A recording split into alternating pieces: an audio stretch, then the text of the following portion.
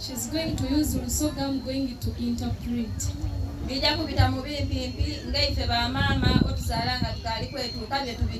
I'm going to make the story short, how we mothers,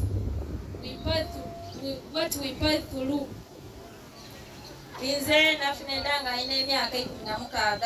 I conceived when I was 16 years.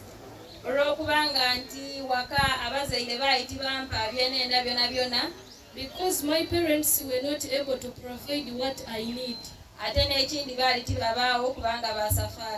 they were not around because they worked far. So that's why a boy came and deceived me that he's going to provide everything to me.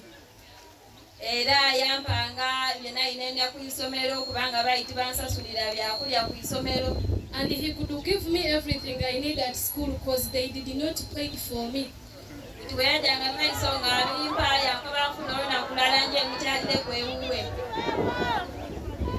He gave me he told me one day that you come and visit me at my home.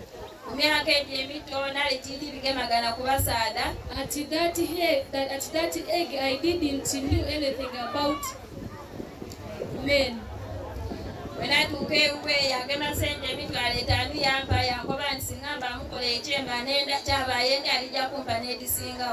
when I reached there, he gave me money that if I give him what he wants, he will give me everything. I had nothing to do. I had to accept what he told me. I slept with him. After 1 month, I came to discover that I'm pregnant. I was afraid and I ran out of home. Because my parents was very furious. I ran to Kampala where I used to work from. I was working during day and night without resting. I worked during cold weather.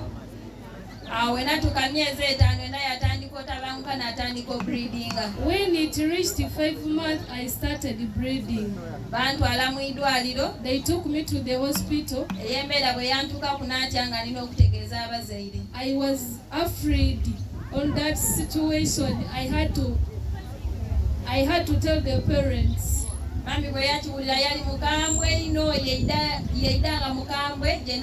When my mom heard that, she was so tough to me. She came and reached to Shileka when I was at Shevando.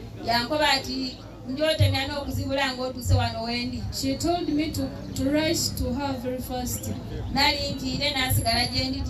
I was afraid and I did not go to mom. When it reached 7 months, I decided to go back home because it was growing.